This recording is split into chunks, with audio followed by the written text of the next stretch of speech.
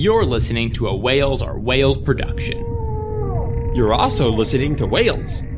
Visit whalesorwhales.com for more projects and shows like this one.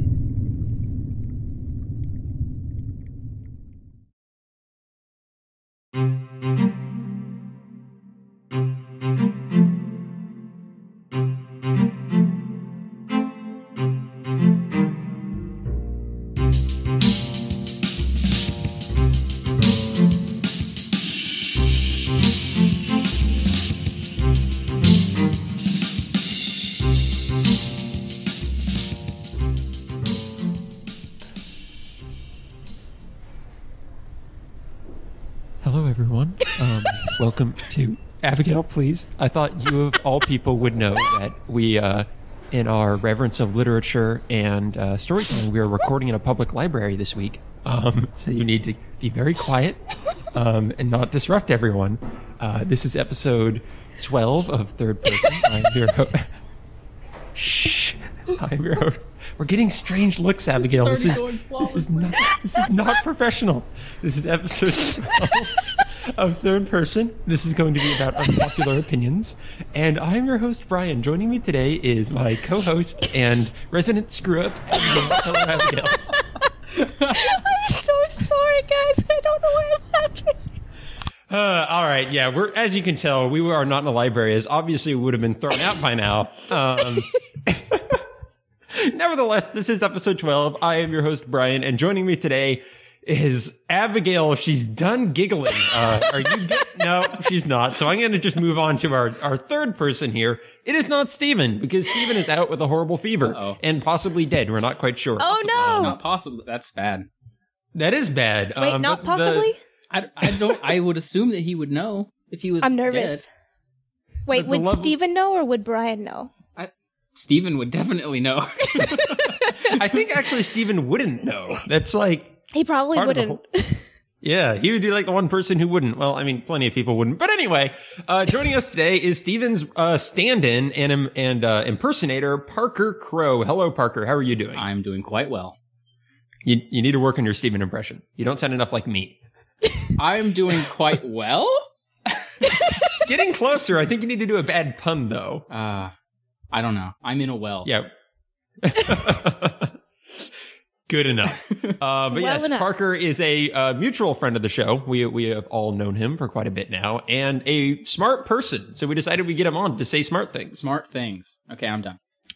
Bye. All right. Bye, Parker. Bye. I'll just kick you off the call now.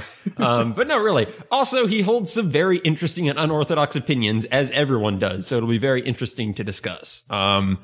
But before we do that, we are going to start with the segment we always start with, and that Abigail loves the name of. What have you been narratively involved with? And basically what that means is, like, what stories have you been consuming or being a part of recently?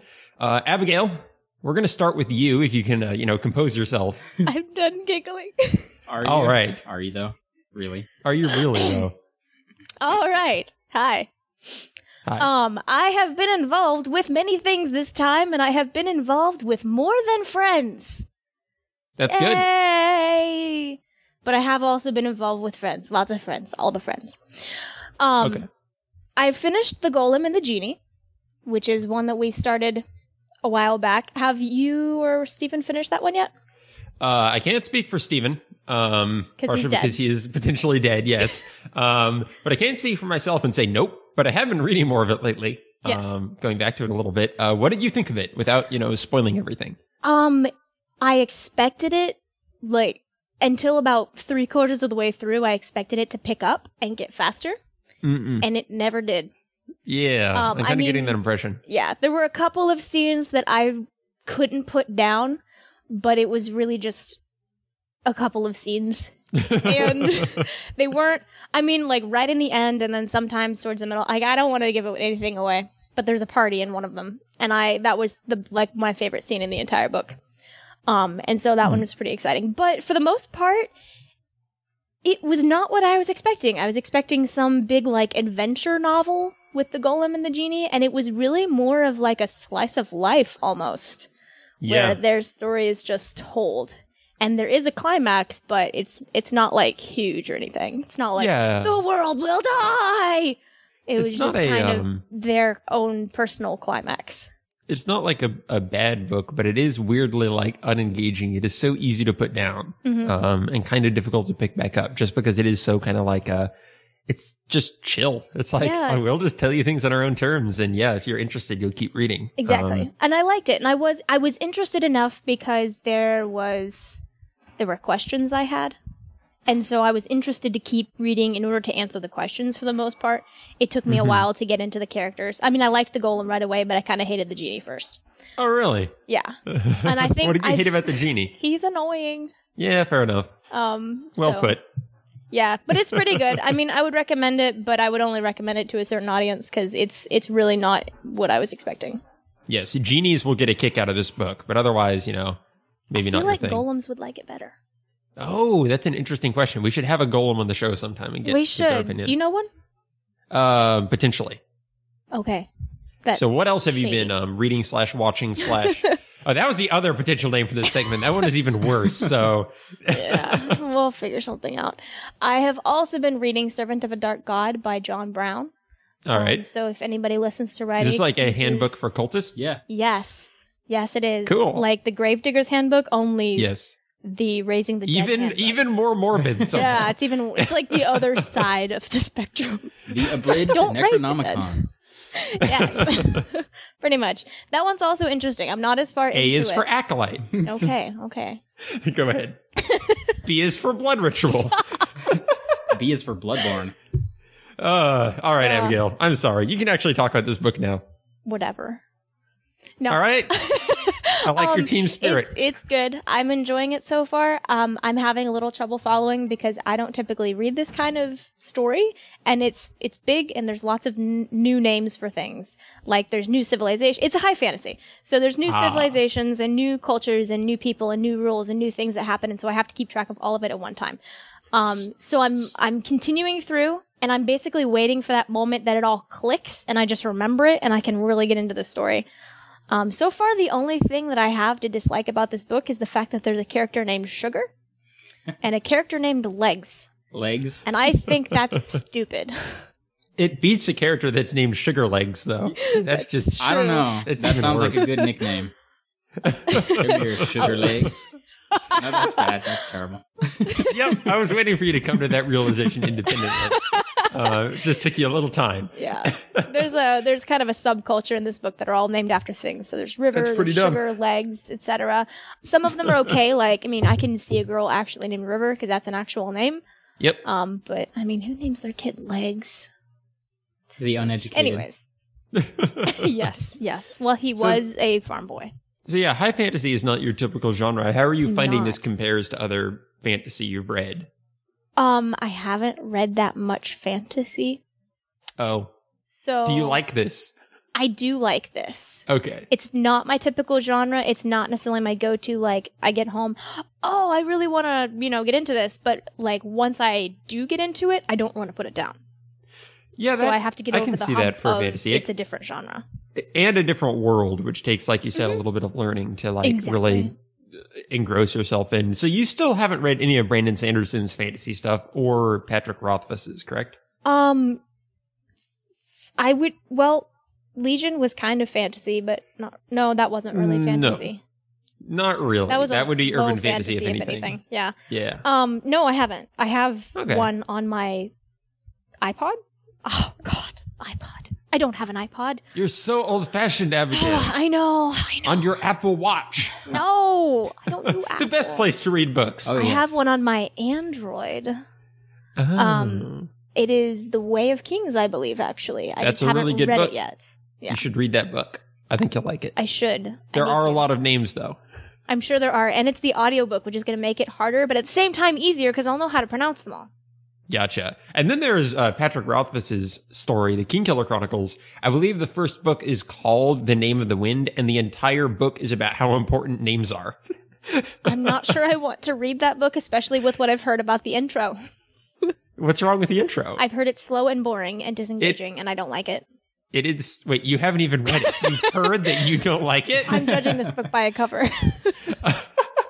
The intro actually is specifically slow and boring, and I thought it was a dumb book. And Steven's like, no, you're dumb. Keep reading it. I'm like, okay. And then I loved it. So there's my experience with that book in a nutshell. So this book told you that you were dumb, huh? No. You missed the story. No. Steven told you. Basically, he was confirming that the book told you were dumb. Because you continued reading it and found out it was good. That's a good point. Yeah, the book proved my dumbness. Exactly. And that's what you want every good book to do. Speaking of good books, Abigail, what else have you been up to? Well, the last thing that I have consumed in the last couple weeks has not been a book. It was a movie. It's called Practical Magic. Okay. It was weird, judging by the name. I've seen it on Netflix for half a year now at least, and I always think, maybe I should watch that. Nah, I don't think so. But I finally watched it this weekend when I was doing my movie binge, and it has Sandra Bullock in it, and some other girl who's really cute, and I forgot her name, but she's also really popular, so there's that. And it was basically a romantic comedy of sorts, but also kind of like a magical drama. It was weird. It was about these two witches in real life. Like, I mean, not real life, but like it wasn't a fantasy land or anything. It was like a small town in America. And it's like these two witches, and it's basically about them, working together, the bond of sisterhood, rah, rah, and like breaking curses and stuff. There really wasn't a lot more to the story than that. I will say it was an interesting way to spend my time. I didn't stop halfway through, unlike 2 other movies I started that weekend. So, I mean, obviously I enjoyed it, but it was also really weird. It does sound really weird. The important question, Abigail, is what 2 movies could you not finish? I did not finish And So It Goes, and I also did not finish the live-action version of 101 Dalmatians. Although I probably will go back and finish that one. I just really didn't feel like watching it at the time, so I paused it. What prompted you to watch that? It just seems like such a random choice. I have recently watched the cartoon, and so I hadn't seen the live-action since I was a little kid. And so I wanted to know how much like the cartoon it was. So I started it, found out it was very much like the cartoon, got bored and stopped. I vaguely recall disliking the live-action movie, but then I was like 6 at the time, so my opinions were pretty dumb. Well, I mean, he does meet the girl, and then later that evening propose to her, and she says yes, and that's weird. Oh, I don't even remember that part. Isn't that what happens in real life? Wait, does the dog propose? The dog doesn't propose, but the guy does. It was a cute scene. It would have worked if they had established that these 2 people had known each other for many months first. Right. But it just kind of threw me off, and I was like, what? I mean, I know that happened, but in the cartoon, that didn't happen that way. So the amazing thing is that he went into the first date with a wedding ring. Yeah. No, I thought you said it was later that night, so, there was technically time passing where he could have, run away, pulled the ring off a lady, and then brought it back. Yes, he's a jewel thief. Exactly. They met by accident because of the dog. So he just had a ring on him. Period. He didn't have a ring. What if I meet my wife today? No, it was. I better be ready. It was the ring that when you put a cup of coffee on the table and it leaves like a stain. It was that was the ring. Oh, what? So he just put a cup of coffee and said, "Just wait." Yeah, because he's asking her. The way he did it was he's like, "So, do you want another cup of marriage? I mean, another cup of tea?" Oh my gosh. It was this is such a dumb conversation. We're moving on. That's good, Abigail, though. You're broadening your horizons from just watching Friends constantly. I am, except I stopped that 15 minutes through to watch Friends, so... So only slightly broadened. Yeah, see, I was beginning to wonder why we were having you on the show every time. You're just like, I watched more Friends. I'm like, I thought she was a writer or something. I'm in season 5 now, so I'm halfway through. There you go. There you go. When you're done, you can tell us about How I Met Your Mother. I'm 150% through. That's how that works. Sure. All right, move on. I'm done. So, Parker. Yes. I trust you've been narratively involved with something recently. Nah.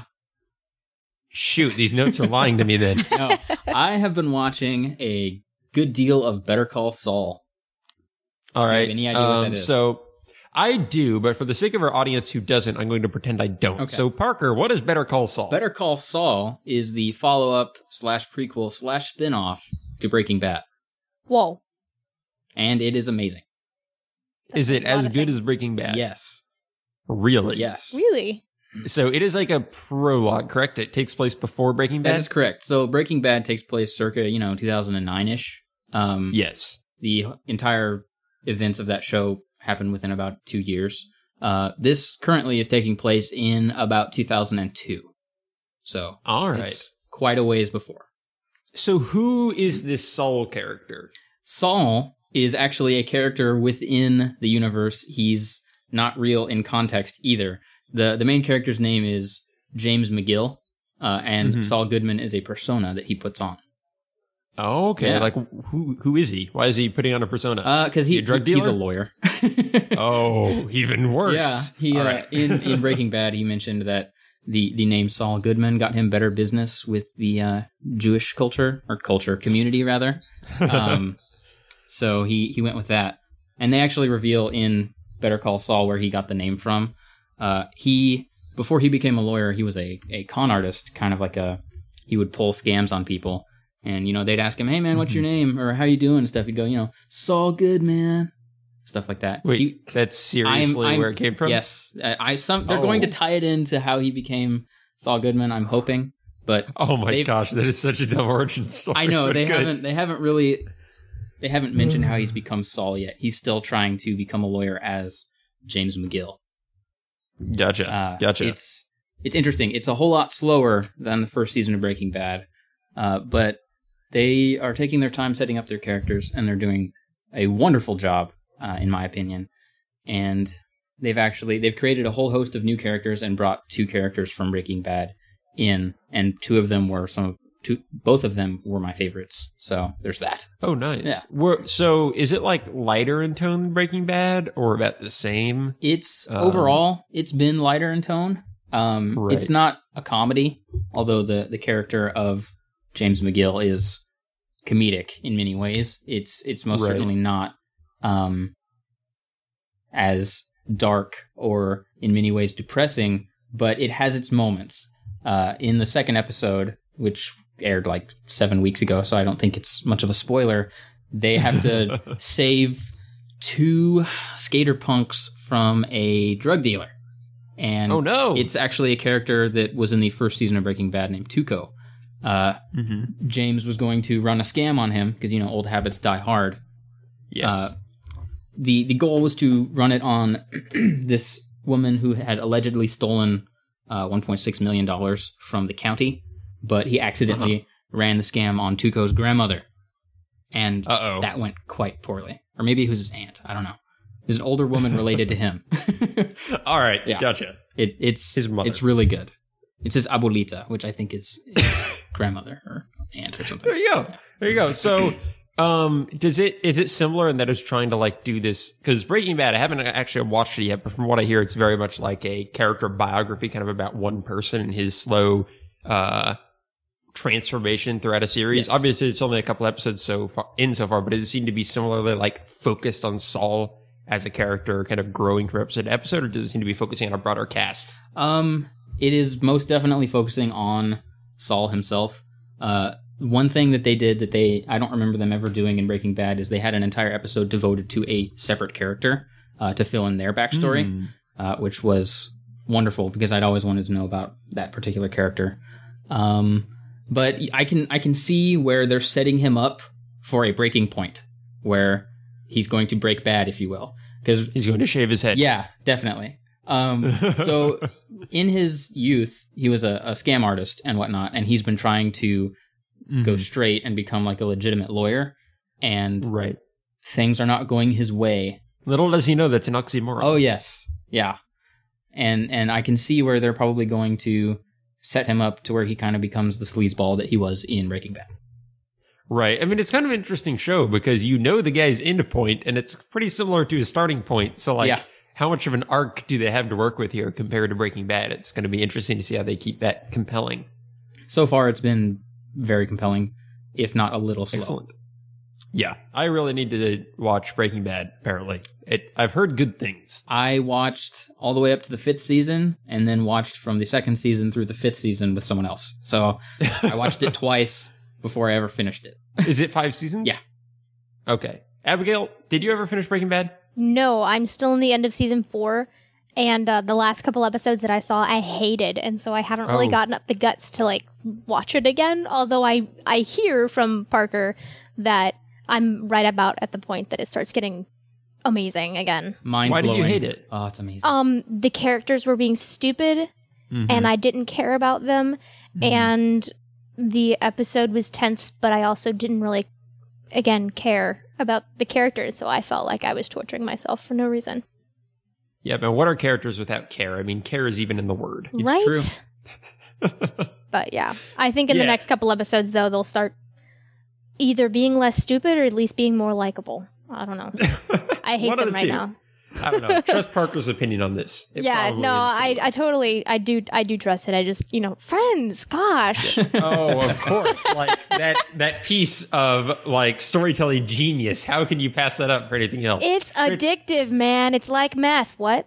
Granted.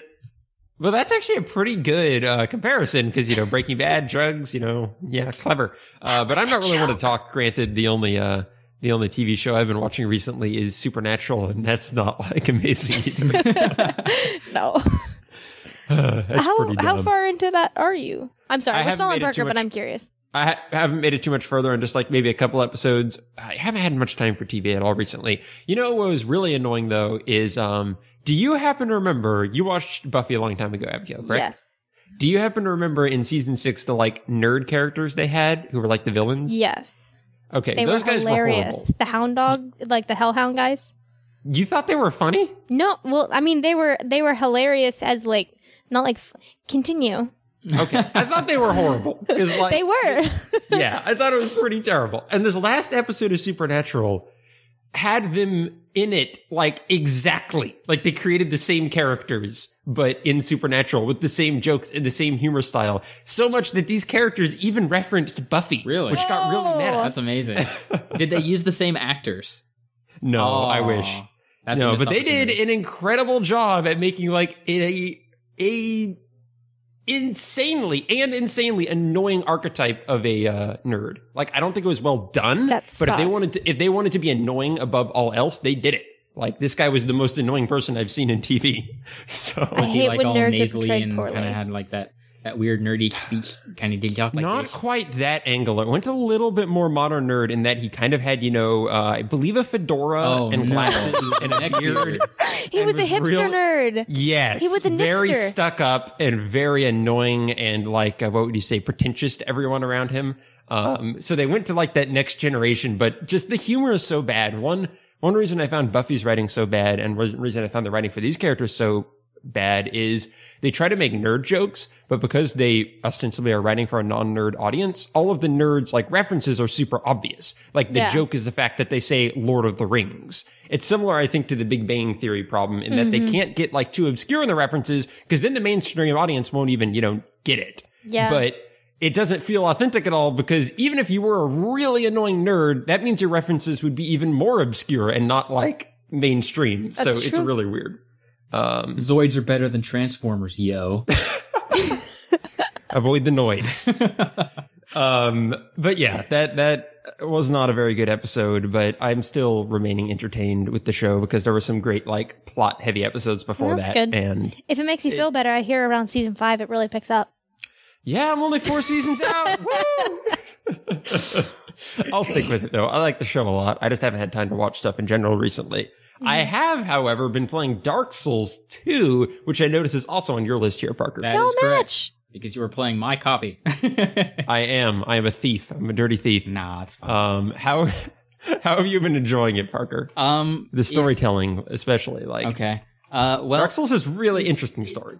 it does. If you know where to find it and pay attention to it, because it's completely and 100% optional.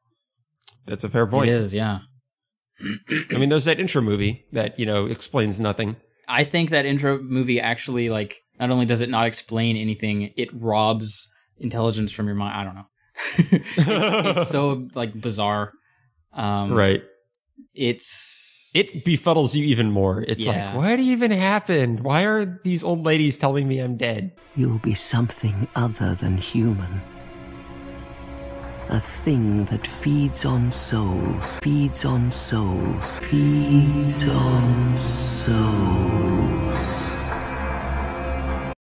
So, yeah, the storytelling in Dark Souls is interesting because it's pretty much all told through, like, item descriptions. Yeah. And what would you say, inferences you make from the environment around you. None of it is like a plot where people tell you what to do.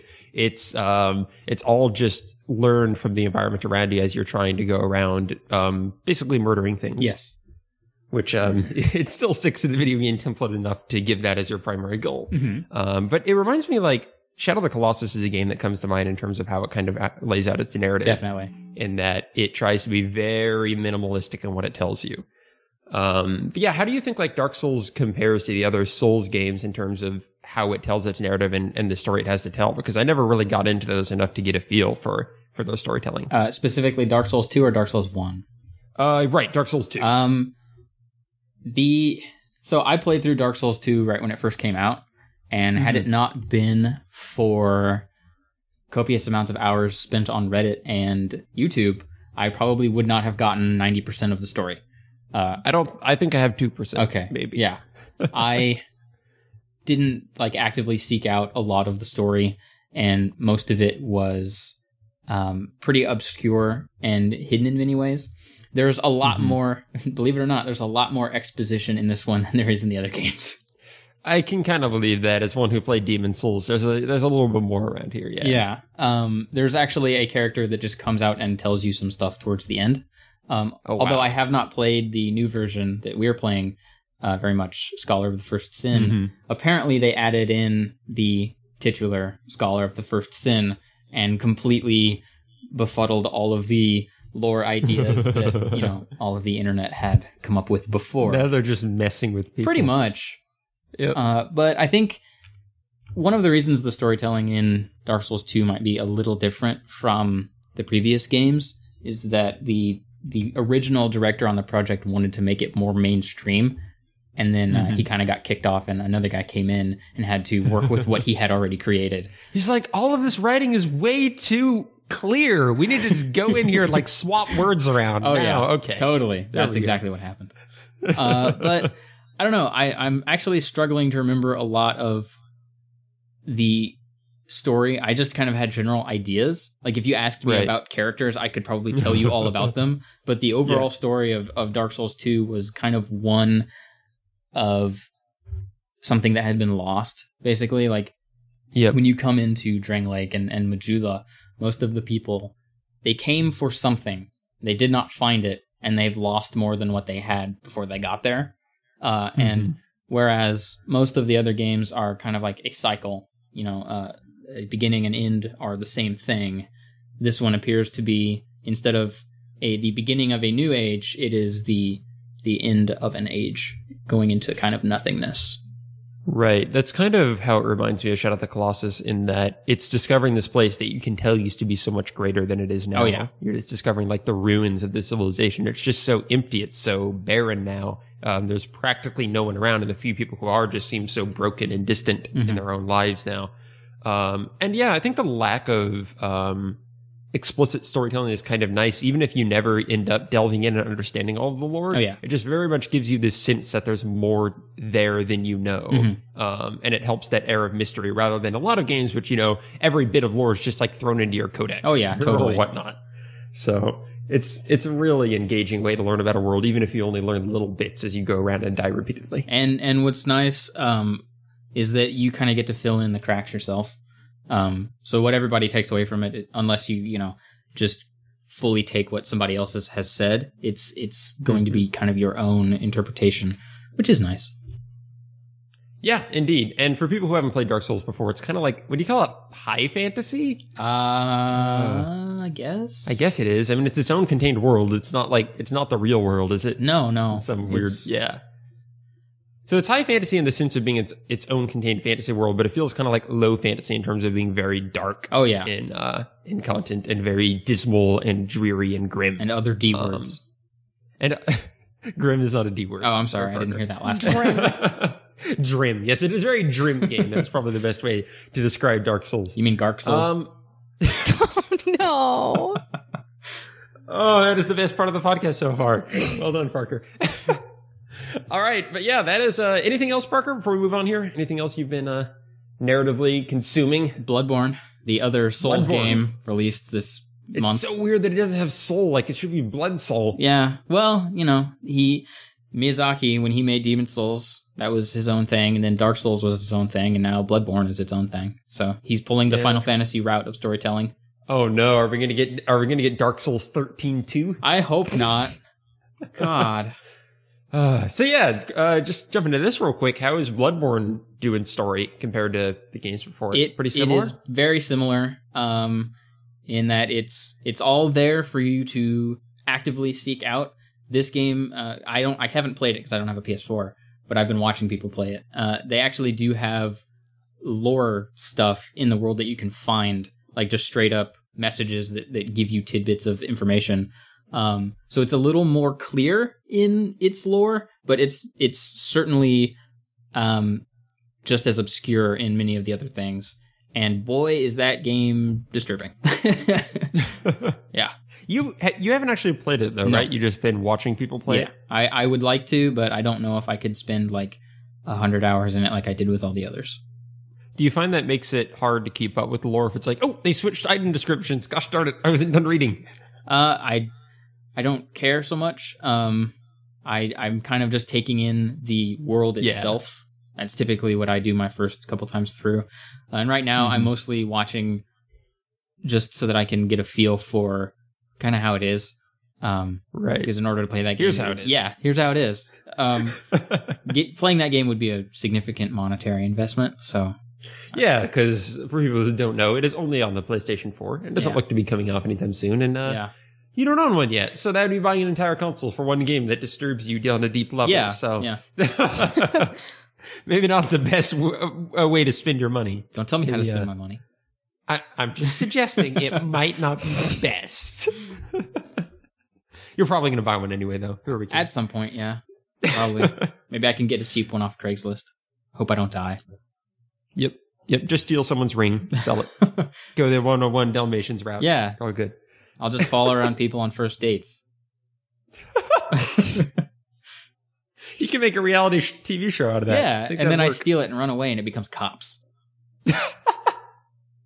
It's punked, and then quickly switches to Cops, and then and then Duck Dynasty for some reason after that. No one knows why. Yeah, I'll grow a beard on the spot. All right, well, we better stop sharing this on the air because we need to copyright these ideas. You're right. Man, I'm sorry, and get them going. But speaking of ideas, that's pretty darn similar to opinions, and that moves us on to our main topic. Today, our main topic is. Sorry. Oh wow, Abigail, I'm sorry. I interrupted your It's amazing okay. little jingle there. You just don't like my sound effects. I know that. Whatever. Move on. Okay. No. All right, Abigail, if you're going to be that way, if you're going to put a divide between our hosts here, if you're going to bring angst and dissent within the podcast, then you know it'll what? just be I'm that all way. and about other that G angst. words as well. All right, so today's topic is unpopular opinions. That is basically just any opinions on storytelling we hold that are outside of the mainstream. Maybe you think Ewoks were a good addition to Return of the Jedi. Definitely. All right, Parker, we'll start there. Indoor, I don't know. Never mind. I actually like the Ewoks. Okay? Really? I have no problem. Okay, so here's my problem with Ewoks. My problem with the Ewoks isn't necessarily that they're, teddy bears that wear little hoods. I mean, that's fine. Yeah. I didn't really care about them visually. It's just the segment with them in the movie is so boring. Like, It's kind of random. you're like in the middle of this really interesting, adventure going on where they're landing on the planet and they're going to take down the shields and Luke needs to confront Vader and all this stuff. And then suddenly these teddy bears kidnap them and take them up into the trees and they take like 20 minutes to join their tribe. And it just feels really random. Honestly, but I don't remember any of that. The only thing I remember from that movie on Indoor is when the dude on the hover bike hits the tree. That's always what I think of when people say the word Ewok. Yeah, me too. That's me legit too. the one And then scene that comes to mind. I go, that was ATST, pretty exciting. The walker thing. I don't necessarily blame you for not remembering this. It's also my hated part of the movie because, okay, a couple different times I tried to watch all of the Star Wars movies in a row. Oh, like in one to day? Celebrate. That's dumb. Yeah, all in one sitting. It's back when I had way more free time than I have now, to celebrate Star Wars Day. And so I made it through a couple times, but the problem is it was always right around the Ewok pod on Indoor that I would start falling asleep because I did not like, I don't know, 15 hours at that point or something, and had been watching movies constantly. So it's kind of the bane of my existence because I just had to keep myself awake through it. And it's like, no, it's so boring. So you're actively making it worse. I am, indeed. That is the story of my life, Parker.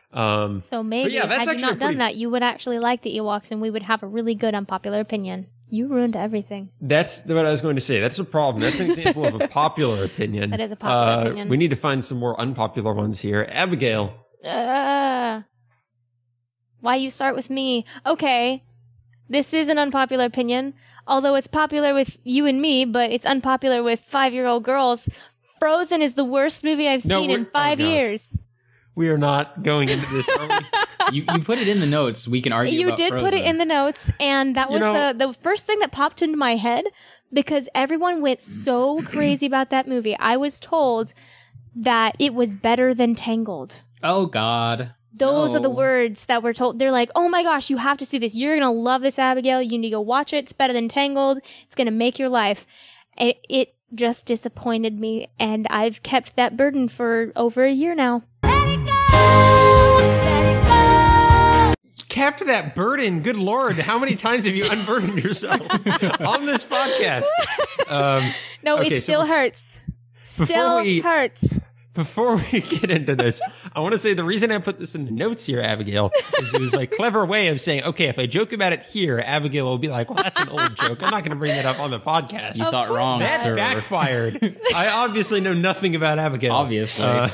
You know what? That is my strongest unpopular opinion, I think.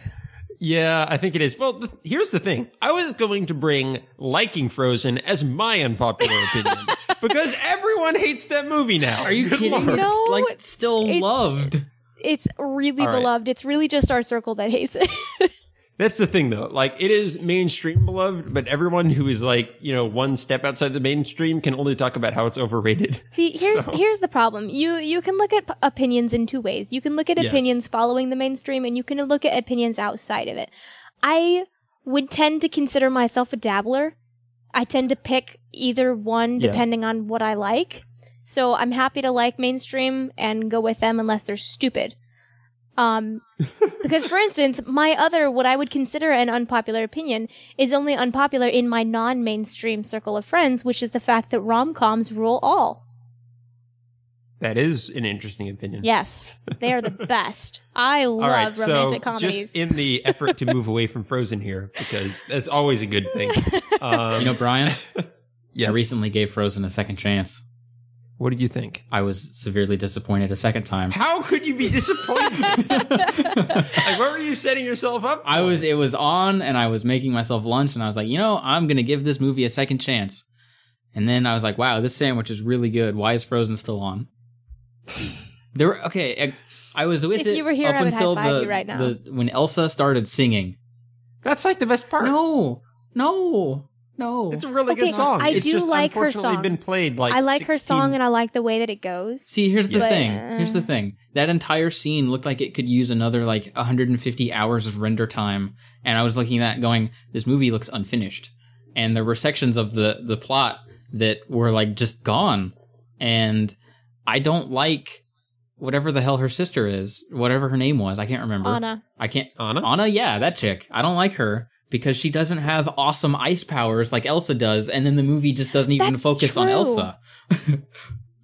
Wait, so your problem with the movie is that there weren't enough awesome ice powers? That is correct. There weren't Is any. The Incredibles your favorite Disney movie? It is probably my favorite Pixar movie. Yeah. Aha. Not that I think Incredibles is bad, but suddenly this makes sense. You want a superhero movie. No, It is that's not what I kind of said. odd, though. Because It is WALL-E kind of is odd probably to my have- favorite Pixar movie, followed by The Incredibles. WALL-E's a really good movie. Wally's great.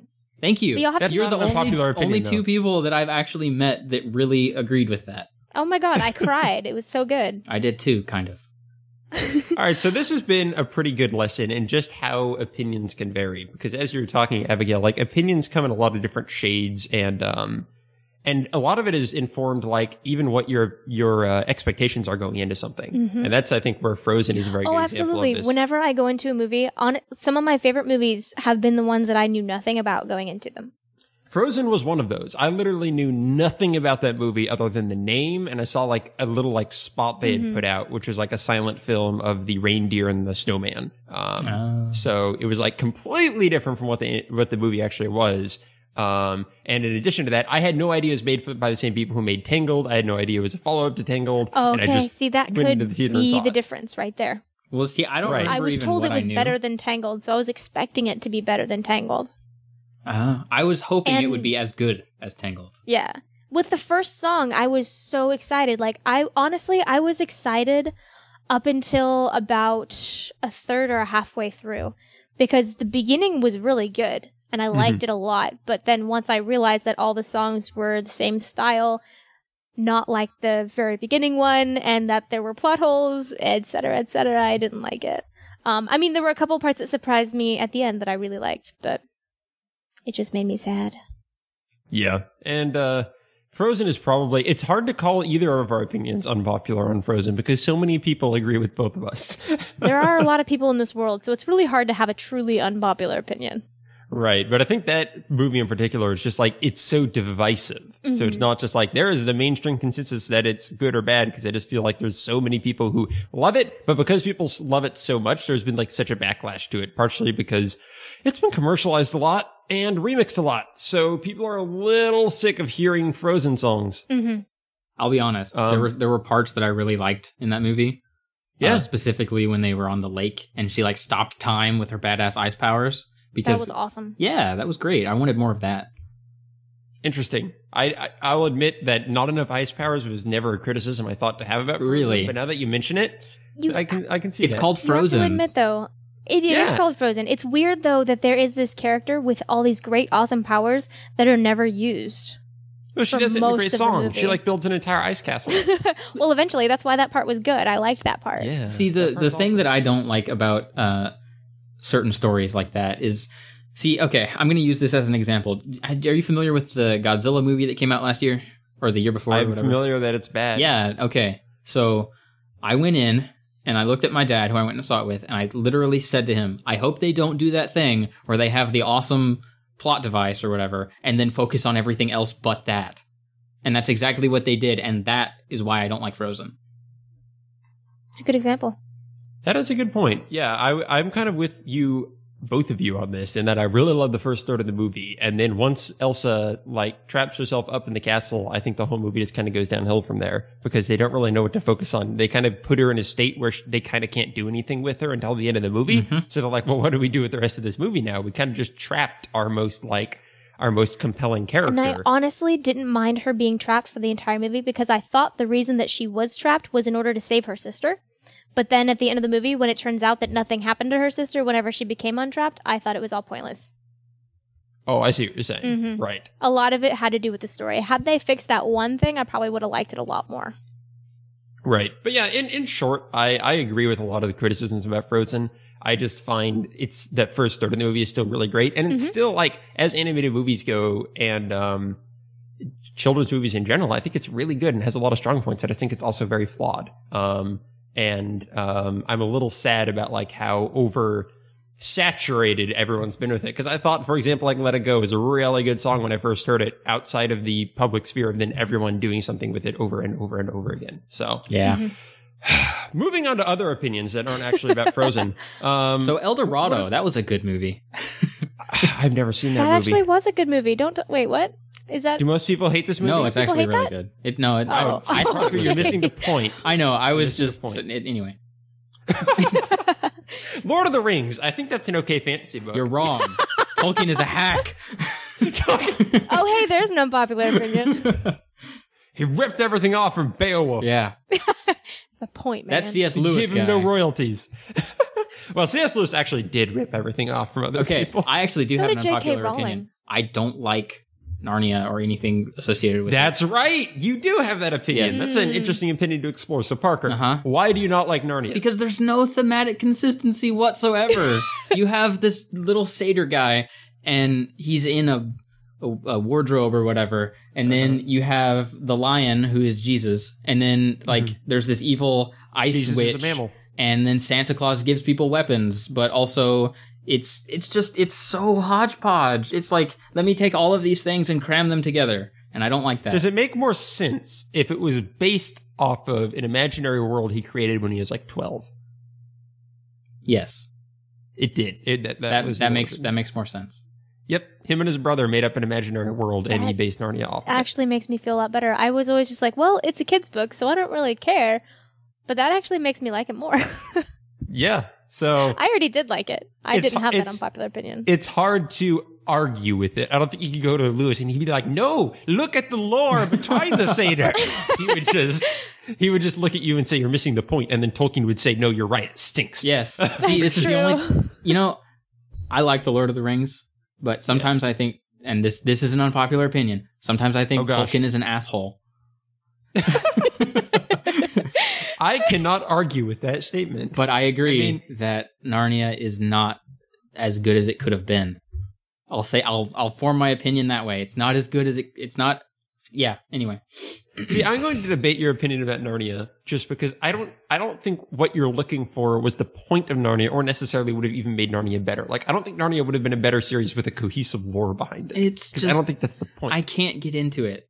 I mean, it could be very, very good. I just don't care. I don't even love Narnia myself. I haven't been able to get through all the books yet in a very long time. But Abigail, you were saying something and I interrupted you. This brings up a really good basis for unpopular opinions. One reason that we can have some unpopular opinions that might, I would not consider your opinion invalid because you're simply not his target market. And so while, we have those people like me running around and, dissing Frozen or whatever, I just think this is an interesting thing to bring up. We'll have people who open their mouths and like just diss things all over the place. And then it's like, but you're not the one they were writing to. For instance, Harry Potter's criticized a whole lot for the same things. Just the inconsistencies, and she stole all her creatures from random myths, etc. And I'm like, well, where's she going to get creatures from? She's writing to 11-year-olds. It doesn't matter. They like just seeing all these fun things. They want to see all their favorite things in one book. And so it just depends on who you're writing to. So I just think that's an interesting concept to bring up when thinking about something like that. Like your statement of, I just can't get into it. Totally valid. Well, I mean, to be fair, I have not read the books. I've seen some of the movies or the movie or whatever. I watched it when I was 11. I'm like, this is dumb. It's like, why is Santa Claus giving these kids weapons? We have talked about this before. Because it's symbolism. Oh my god! I know. I watched a lot of Japanese stuff. I'm okay with symbolism, but still. Oh yes, you were ruined early. What? No. Yeah. My life changed when I started watching. Yeah, I need to say, by the way, that Parker is really into anime, so all his opinions from here on out, just keep that in mind. They're completely invalid. Exactly. That's what I was getting at. Yep. And there is a difference with the kids who literally grew up on the fantasy weird stuff like that. You grew up on a different kind of weird, and then Bryan grew up on video games or something. I grew up on video games too. I don't know what caused him to think what he does. I don't know. But whatever it was, he grew up on something. Where you came from oftentimes is going to influence your opinions as well. And it can either blind you or open you up to a whole new world and make you like things that are actually legitimately bad. Well, I like a little bit of consistency. I understand that. And that's definitely something I've noticed across your opinions. And that's another really interesting thing is opinions are an interesting blend of like objective statements we try to make about something and subjective, just parts of our preferences and personalities. Totally. And it's so easy to conflate those two and just argue with someone, and you're never going to come to a consensus because your subjective personalities are just looking at this thing differently, even if you're both trying to argue about it through an objective lens. So yeah, I tend to feel like opinions are us trying to validate our subjective feelings with objective statements.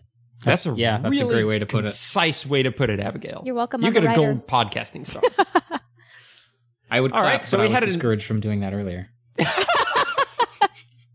Burn. All right, so we've had our little insightful moment. We're going to jump back into saying things just off the cuff and arguing with each other.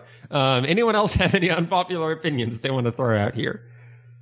You haven't thrown out one yet, I feel I haven't said one yet. And let me think about unpopular opinions I might have. Man, Abigail, there's something that we were like completely outside the mainstream on that I'm trying to remember now. And I know it. And the problem is both of you agree with me, but no one else does. Captain America Winter Soldier is a horrible movie. Oh my god, I wasted my life twice on that. Okay, I'm going to take this one step further and say that the first Captain America was also a bad movie. That's a popular opinion, though. Huh? I thought most people I talked to hated that one. Okay. People are okay with that one. For some reason, everyone loved Winter Soldier, and I think it's just because of like how like well produced the combat in it was. Like it sort of looks really flashy. I don't know. I was bored with that whole thing. Oh man, I was too. I had a problem with the fact that he was basically walking almost completely straight up towards his bad guys, and all they were shooting at were his shield. It's Like his big, legs are and right there. It's shaped like it's colored like the American flag. Why wouldn't you shoot it? And then the girl, the Black Widow, was running away at one point. They totally could have shot her. I'm sorry. They were They were like, too busy rifles. admiring They didn't have Abigail. handguns. That That's a good all right. point. So Abigail, I need to first stop you. That I Yeah. don't think we can criticize the movie for I- lacking realism. Oh yeah. Like let's not go But that. what about I all of know. America's super soldiers? Okay, can I criticize the movie in that, okay, two things, and they both have to do with plots. One, This is better. the bad guy, like they literally get dropped into the bad guy's lap and he explains the entire plan to them. Yes. But he, like, But he okay. expected Wait, is them this to the die. German scientist? He had- Exactly. he had a cruise I get missile sent at gloating. them. I Oh, get that one. gloating, and I get, oh, haha, I did this thing. But you took 15 minutes to explain in detail the plan that you laid out. That's dumb. Hail Hydra. Two, the ending of the movie was a video game. And It I was? thought that was kind of silly. It's like, How? oh, get these 3 things and take them to these 3 points, and then you can unlock the prize and win. No. And there wasn't even a Winter Soldier video game. It's so disappointing. That's kind of dumb. That would have been a perfect plot device for it. Exactly. The main Like, I don't problem I, mind that had in a with video game, both but of in a those movie- movies was that the Captain America movie I wanted them to make was the 5-minute montage in the first Captain America movie where they were actually fighting Right. through Germany. You know, like Yeah. the movie they should have made. Right. Yeah. That would have been the best. The actually interesting movie they could have focused on. Imagine Saving Private Ryan or like Band of Brothers, but with Captain America in it. That'd be That would great. be amazing. Oh, that would be really good. Yeah. Okay, here's the thing. I really liked the first Captain America movie until you said that, and now I don't like it. Yeah. Oh, look at us. Not only are we bringing up popular opinions, we're ruining things for each Because other. that This is could a very have been productive- so good. I mean, I liked it because World War II and fun, but that would have been Those way two better. don't go together at all. I love World War II stuff.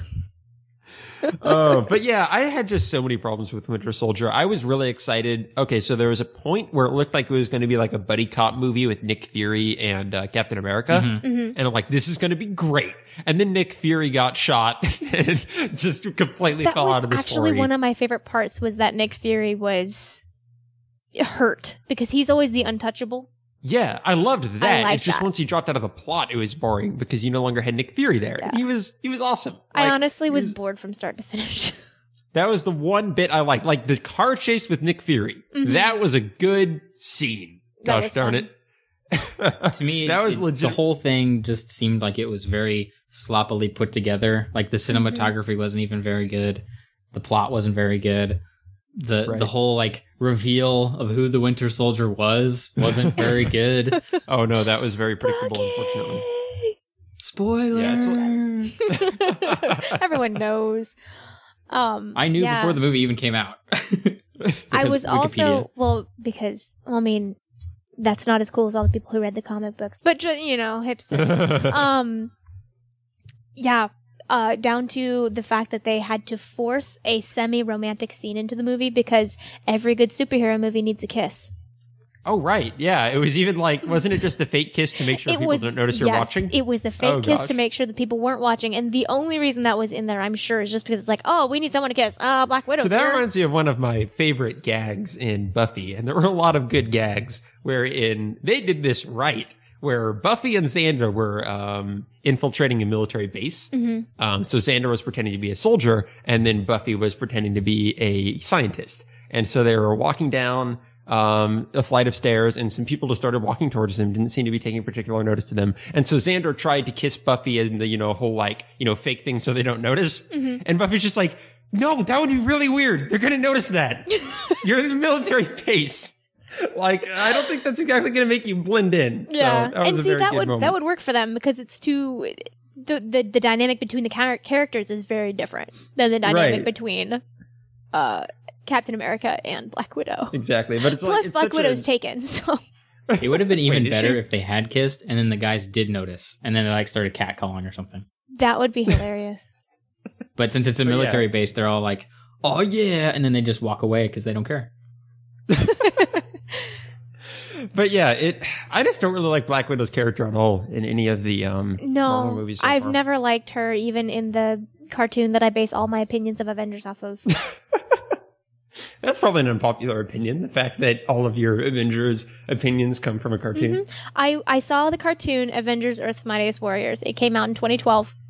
No, 2011? I don't know, like a year before the movie. This Right. cartoon came out. And I saw the entire first season and absolutely loved it, despite the fact that every scene, every episode was random. Right. And I fell in love with all the characters. And so when I heard that they were doing a movie about the Avengers, I got amazingly excited for it. And so I've kind of been comparing everything that I see with the Avengers to that show. And that's one reason I'm so disappointed with the way they did Hawkeye and with people's perceptions, from this movie. Because I'm like, but the show, they were really great. Yeah, but Black Widow wasn't good in that either? I mean, she was meh. I mean, I think she was bad. That's in the show, perfect she way was, to describe Black Widow. She was bad for the most part in this show. I mean, she wasn't bad, but she was working for whatever that group is. Oh, yes. Hydra. No. Oh. Oh, God, no, not them. The other one. Hail Hydra. The one that's good, but the Avengers. Shield. Yeah, she was working for Shield, and so she didn't like the Avengers, and so they were kind of at odds.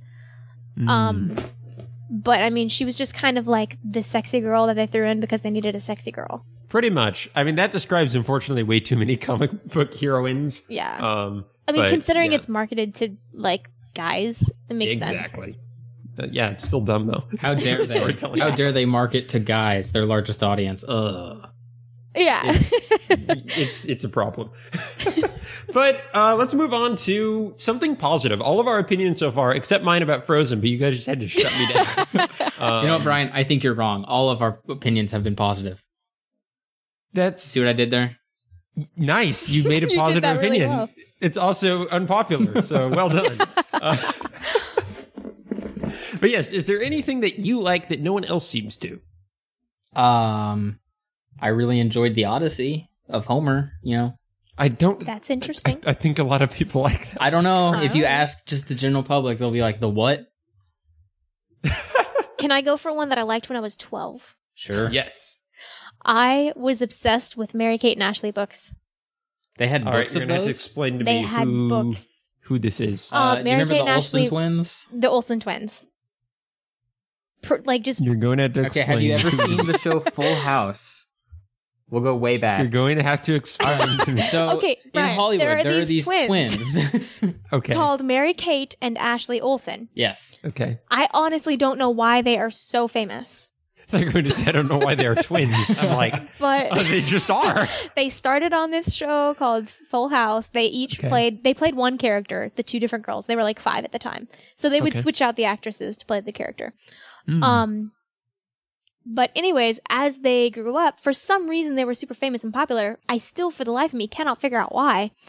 But they got their own line of dolls, books, movies. Actually, they had a couple different lines of books. Wow. But the two that I liked were the detective ones and the Dear Diary or something like that. And it was basically this book by, it was Mary-Kate and Ashley, each of their diaries while they were at this boarding school for girls. That sounds Or boring. something like that. I know, right? I was Good one. obsessed with these things. And I think it's because I wanted friends. Oh, gosh. That's so sad all of a sudden. But it's like the life that I wanted but couldn't have. The girls You are wanted to go to a boarding popular. They date boys and stuff. Wait, how old were they? They were probably 16 or. Oh, okay. 14 Because I always think of the Olsen twins as super young, 8 or 11, and I'm like, whoa, starting them They were young. somewhere from 15 to 16 or. Okay. They were early high school. Before they became crazy. Yeah. Yeah. Much. They also had a cartoon show that I really liked that was they were secret agents. Wow, these Olsen twins really got around. Oh, yeah, Totally. they really did. I was just obsessed with all of these. And so I still kind of have fond memories from that time, although I admit that, I was probably dumb for liking them. Probably. But, that's an unpopular opinion, and it's good. Well, I mean, I don't know if it's really good, but... It's not good, but it's good. It's positive. Yeah. It's uplifting. I was actually afraid to tell people that I liked them, though, because I knew that I would be ridiculed. Exactly. Well, don't worry, Abigail. You're not at all putting this on a recording that is going to go up on the internet. But see, I said used to. I used the word used to. I don't still read these things. Jeez. All right. Do you mind if I ridicule you then? Fine. Ha ha. All right. We're moving Ouch, on. it hurts. What about you, Parker? Anything you love that everyone else just seems to hate? Oh boy. What is Dark Souls? No. I think I've got to have some of these. I'm just trying to... I can't think of a lot of things that I like really love that a bunch of people hate, but I can think of some things that I hate anime. that a bunch of people love. Oh no, we've already gone over these. And that makes me sound like this super like pessimistic person, but that's not the case. You just like good things. It's not your problem. Yeah, or maybe I'm like deceptively mainstream. Uh-oh. There you go. Oh no. Like the weird thing is things that I like, I typically like in spite of the storytelling. Mm-hmm. So like I love the Sonic games. I was just going to mention those. But they have horrible stories. Yeah. Like, I'm not going to sit here and say, no. Shadow is the ultimate life form. And what that means, all right, no. Sonic stories are pretty terrible. I'm trying to think, okay, I like Warcraft, but a lot of people like Warcraft, and I also think the story's kind of dumb in those games. So. As much as I like them. It's funny. I actually really like the lore in that game. I like it, but it is like it's not like most of the books are pretty poorly written. Oh, yeah. It's not a lore that I would say is like excellently done. It's more just really cool and heartfelt and fun. Yeah. But it's not something I'd like to defend as this is a fantastic story. Most like stories that I really enjoy, I seem to be on pretty solid ground with. Okay. Which is disappointing. Yeah, I should, I feel like I need to have more non-mainstream opinions as well, but we can't all be hipster. Sometimes the mainstream is right. There's a reason so many people like it, and it's because it's good. That's typically what I say when I tell people that I read manga, like Bleach and stuff. Well, I used to read it anyway. There's got to be a reason so many people are reading this. No. Basically like people will be like, "That's so mainstream. Why would you read that?" And I'm like, "Because it's good." Yeah, like Death Note. Yeah, Death Note's great. It's great. All right, so a broader question I want to focus on here before we move on to our super special segment time is how do you, and it kind of actually ties into what we were just talking about here. Do you find when you hear opinions from friends or hear opinion from mainstream that it sways your opinion much, or do you find you're pretty independent of that? Like, obviously, we're all going to have it influence us to some degree or not, but some people are like, I don't like that because it's popular. Some people, try to validate themselves with the opinions of others. Like, where do you think you fall on that spectrum? A lot of times it depends on what the subject is. Right. Sometimes I will allow myself to be swayed. Sometimes I won't. There have been many cases where I could feel myself changing my opinion and deliberately chose not to. But I mean, it's all on a case by case basis. I've done both. I tend to be pretty easily swayed. And I like to think that's because I'm very open-minded. So I'm like, hey, throw rocks at me if you want to. And if my opinion is wrong, it'll change. But if it's right, the rocks will bounce off. But there are some cases in which I will specifically ask someone not to say anything negative about a story because I like it so much. And I just don't want it broken. So Phantom of the Opera is one of them. And I'm just like, I will discuss this with people who like Phantom of the Opera. And if you don't, it's usually because you don't like opera, so you don't have anything nice to say anyways. So please don't say anything bad about it. Well, Abigail, I have never seen Phantom of the Opera. Yes. But I can say with good authority that Phantom of the Opera is... You hurt me dearly. I have never seen Phantom of the Opera. I know what you mean, though. And I can say with good authority so there's that a lot great. of people... Les Mis is one of them. A lot of people don't like it. But it's usually the people who are not expecting to go into something and listen to singing for 2 hours. Or people who don't like insanely sad stories that are never not sad. Etc. And so there's usually a target audience with it, but there's You're certain making it things... sound like Joss Whedon wrote Les Mis. He probably did. Joss Whedon reincarnated. No. or rather Victor Hugo reincarnated in Joss Whedon. But yeah, so there are opinions that I have that I will specifically like only share with certain people because I like it so much and I don't want to hear their negativity. Because I will continue liking it, but it'll just hurt. Right. Yeah, I'm totally with you there. I've had a recent experience on that recently where I'm like, okay, Steven, we can start watching Supernatural together, but don't nitpick it the whole time. Because I enjoy this show. I don't want to spend the whole time talking about its flaws. Like, there's stuff to enjoy here. And sometimes it does, like, it's really easy for me once people, like, say something for me to think through that thing over and over again and analyze it and see if they're right about it. And even if it doesn't change my opinion, it gets me constantly, like, reevaluating my opinion. Yeah, it kind of sometimes you I don't want to out. worry It about just that. You ruins usually it like for it you. because you can get lost in it. But if you're listening to nits, you can't get lost. Exactly. And I'm like you, Abigail, and then I'm like, I'm typically pretty open-minded. So like, I can talk to one person about something and say, huh, you're right. And then walk to the other person and say, huh, you're right too. And you hold the opposite opinion of that other person. I don't quite know what I think about this anymore. You all have very valid points. So yeah, that's interesting. I think we're in a pretty similar mindset of that. None of us seem to fall in the camp of we want to like things that are unpopular though. Yeah, we're not hipsters. We aren't. That's kind of unfortunate. Fipsters, really. Maybe if Steven was here. Cameron has accused him of being a hipster innumerable times at this point. So Interesting. I think he would have an interesting perspective on this whole discussion. Well, we can now move on to our super special segment time.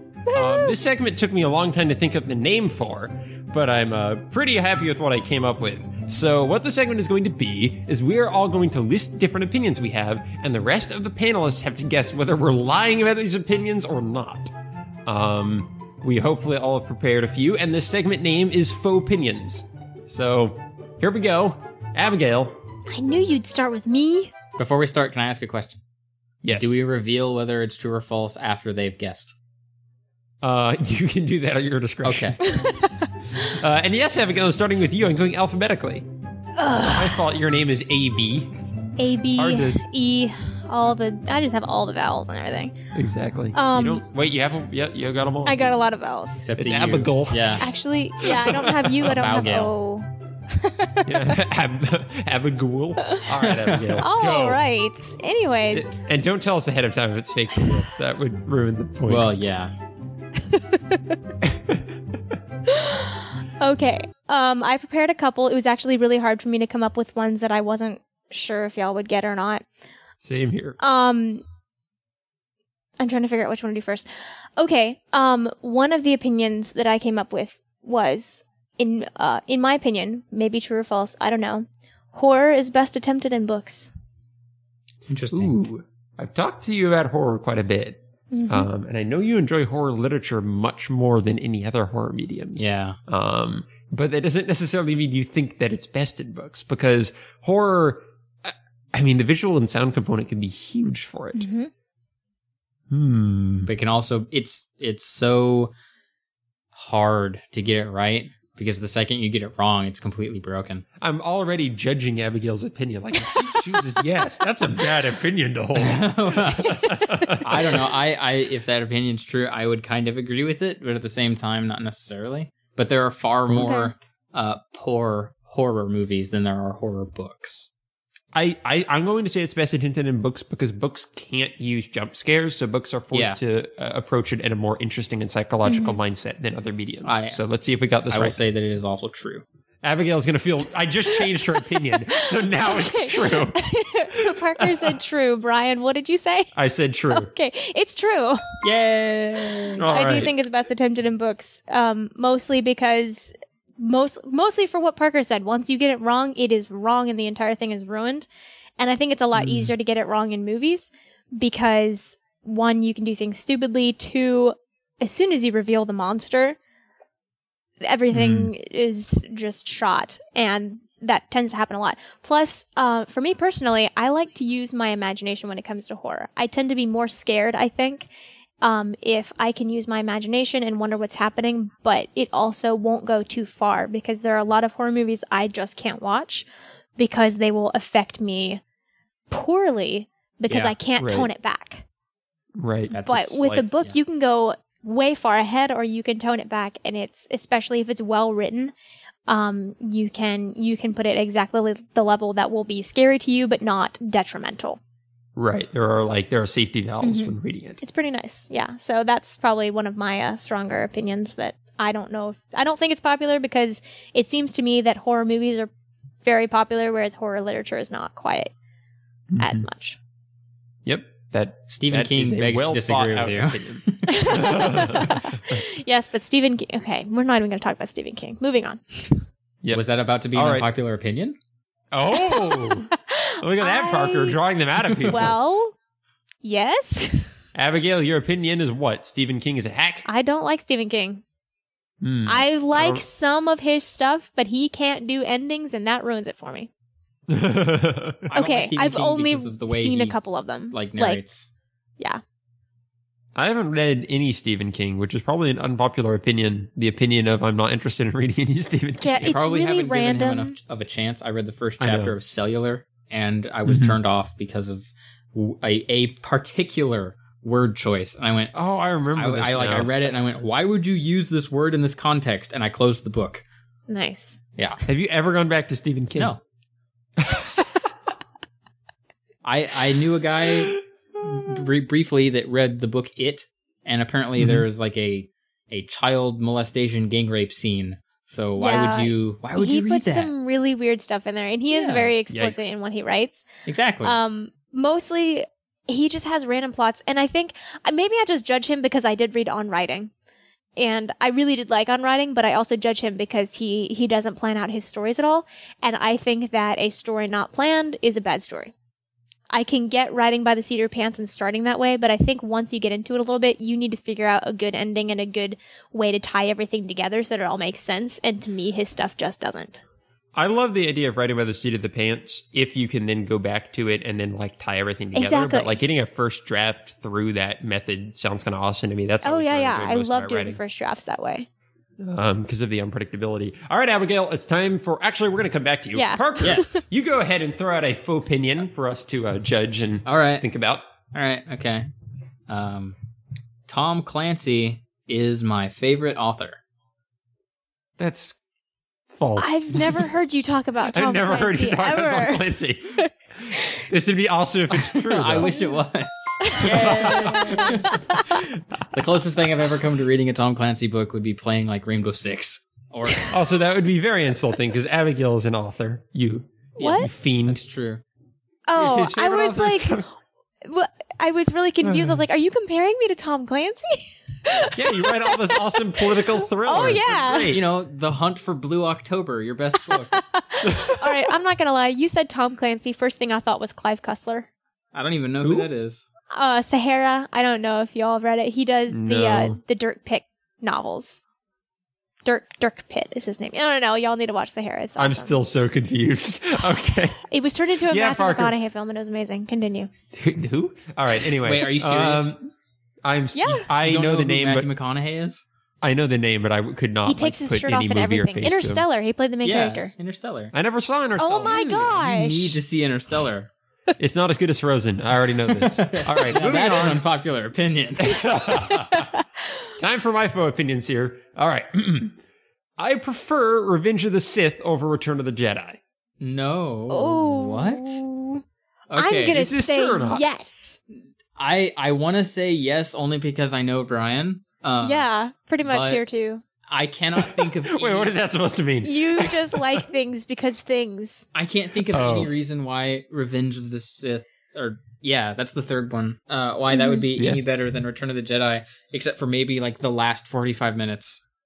Well, he already told us that he hates the whole Ewok scene.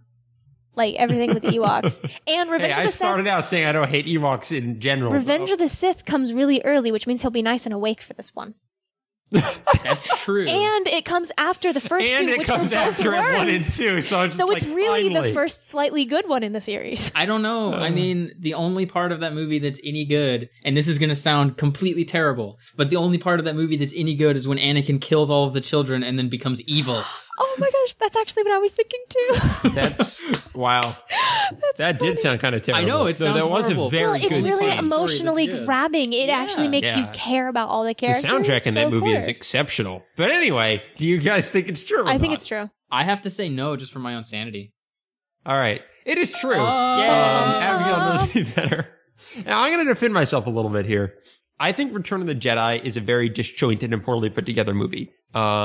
Its ending is amazing. The final showdown between Vader and Luke is emotionally resonant and fantastic and ties everything up. But I think the entire Jabba prologue had no need to be there. It was just weird. All the Ewok stuff feels slow and out of place. I don't think the actors are nearly as engaged or energetic as they were in the first two movies. So I just it's a movie with a ton of flaws and doesn't really have that much through line except for that one plot with Luke and Vader. Meanwhile, Revenge of the Sith has a lot of problems, but it has a really engaging core narrative about the whole fall of the Jedi and the fall of Anakin, and is this cool juxtaposition to other Star Wars movies, and that it is a tragedy, and you're seeing that fateful decision coming the whole movie. So there's this sense of foreboding going on the entire movie up until Anakin betrays Mace Windu and turns, and I just enjoy the narrative arc of it so much. And the novel was fantastic. Oh, yeah? And has given me a much better perspective on the characters in the story, which I can then kind of read into the movie. That doesn't surprise me that the book would be way better. I've only ever read one novelization of a visual media, and it was awful. What was it? It was the Halo book, The Flood, I believe. Oh, it was. I never read those. Bad. Okay, now, I don't know if this is an unpopular opinion. Probably not, considering there's 37 of them. The Halo books are incredible. I really like them. The only thing I know about the Halo books is that Drew Scanlon and Vinnie Caravella both read them. They're so good. Well, okay. I read the first 4. The first one was great. The third one was great. The fourth one, I could not finish. And then the third one, I had to force myself through. There were parts of it. Wait a minute. I'm sorry, the second one. I meant, the second. Excuse me. So you've read other novelizations of a visual medium? No. Because see, the thing is, The Flood was a direct telling of. It was basically the first Halo game in a book. Gotcha. Yeah, it was bad. Yeah. That sounds terrible, actually. Not that the Halo game is bad, but turning a video game, especially the first in a series, into a book seems to me like just a recipe for disaster. I was reading it, and I'm like, I remember everything that's happening here from Master Chief's perspective, and now I'm hearing it from Master Chief's perspective. I'm forgetting, in the Fault of the Stars movie, what book did Augustus end up giving to Hazel? Did he end up giving one to her? Oh, yeah, he did. I don't remember. Was it a Halo book? No, it was a fake video game, but it was basically No, that was Halo. in the book. In the movie, they didn't have the fake video game. I'm pretty sure in the movie, he was playing Halo, but he still gave her the fake. It was still a fictional video game novelization. Okay, gotcha. Like Price of Dawn or something like that. Okay, I don't remember. It was Call of Honor. Yeah, something like that. Call of Honor. It was a very stereotypical action video game name. Yeah. I believe you mean the Hailing of Honor. Oh my. All right, but yes, definitely check out the book for Revenge of the Sith. It's really cool, and if you like the general plot they were trying to tell but didn't like how the movie told it, you may get a kick out of that book. It did a much better and more gradual way. The decision making makes sense in the book in a way that the movie just didn't.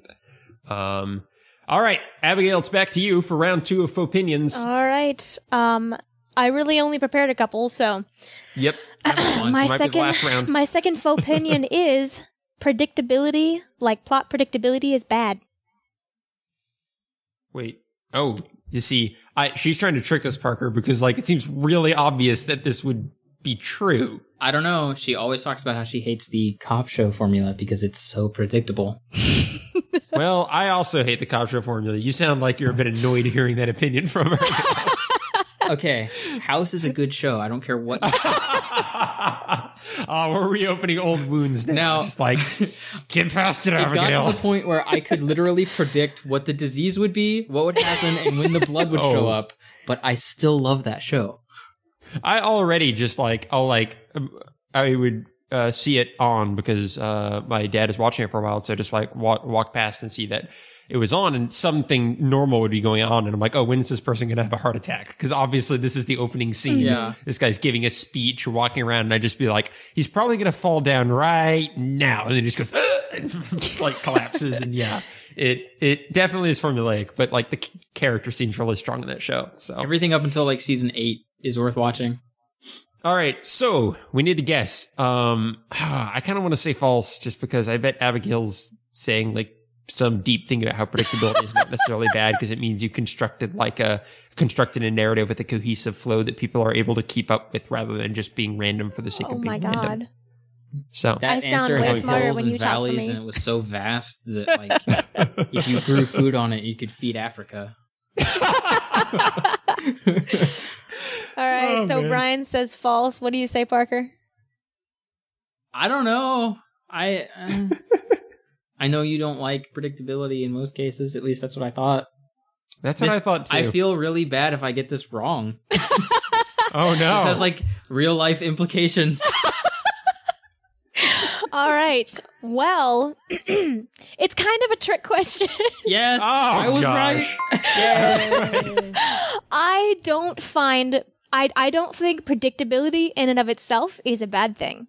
And this is evidenced by the fact that romantic comedies and Friends are two of my favorite things ever. Aw, I like Friends too, Abigail. I love sitcoms, and sitcoms have a beat. Like, you know when the joke is going to fall, Yes. and you know what kind of joke it's going to be, and you know when it's going to tie up. Also, romantic comedies is boy meets girl, boy loses girl, boy gets girl back. That's basically the plot. And I dislike it when it breaks that plot. There is some predictability that I don't like, and I think, honestly, it's just personal preference. I don't like cop show formulas. I think they're annoying. But if the characters are engaging enough that I don't care, like with Friends and with How I Met Your Mother and with the good romantic comedies, I care about the characters way more than I care about the actual plot. So the only time that predictability in and of itself is bad is if I know that they are trying to surprise me and their surprise is predictable. Yep. I don't like I that. did kind of guess on that. Yeah, that's an interesting opinion. I think it's a bad opinion because Well, thank you for discrediting me. Your support for your opinion is romantic comedies and sitcoms, Which are not... So you should love I admit Twilight that they're 'cause not it's great. both. I hate Twilight. Okay. I can't really judge Twilight romantic was just comedies, badly honestly, written. just because I've seen so few. I dislike sitcoms in the same way I dislike cop shows because they're so predictable and because they're so repetitive. It's a valid thing to not like predictability. Yeah. I think it's a different kind of person because sometimes it can be safe. Exactly. You can go into something, I know exactly what I'm going to get out of this, so if I liked it last Right. time, I'll probably like it again. It's usually when it's like a one-off movie or something that it's like, oh, there's going to be a twist ending. Oh, you totally called it. That Right. kind of disappoints me. This is a similar reason I also don't like most Japanese RPGs because they just have the same plot over and over and over again. I don't know. That eventually just gets so tiring to me being like, oh no, it's that character again. Yeah, there's This the orphan thing's with gonna happen amnesia again. who's actually a prince and has magical Yeah. powers. Exactly. And the mysterious girl with a locket and a mission to save the world from an evil empire. And then the obviously bad guy. Wait a minute. We're just describing Star Wars. Oh, no. Gosh darn it. Yeah. When the same haven't bad heard guy that comes back, name though, all the time, I don't like that. That's kind of Yeah. annoying because that's just unrealistic. Wait, what's unrealistic? It's the same bad guys always coming back. Like, it's like, oh, it's always Lex Luthor causing trouble. Oh, Like, so how you does don't no like one got Zelda. him yet? Gotcha. Yeah. Anyways. All right.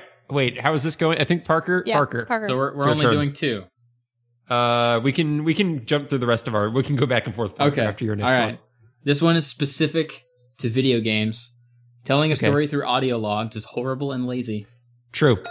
Yay! Wow, that was quick. It is. It's fact. It's not opinion. I don't really know what that is, but I'm assuming it's where they're just I'm talking. going to explain it like to Abigail. Yes, I will. So this was. Or you Oh, will. go I'm ahead, sorry, Parker. I thought you said, will you explain it to Abigail? Forgive me. this. Y'all should do Go it ahead, at the same Parker. time. Go ahead. Okay, an audio log is basically an item that you would find in the world, and you pick it up, and it gives you exposition or some kind of backstory or something, but it's completely Oh. passive. That's Right, so this- sucks. This was popularized, I think, in System Shock and then later the Bioshock series. It was kind of cool originally. It was like a unique way of telling a story in that you would like be going around this environment and you'd find like a log, and it was typically like a character in the world had recorded his thoughts down on this log and you were like hearing it, kind of like a journal.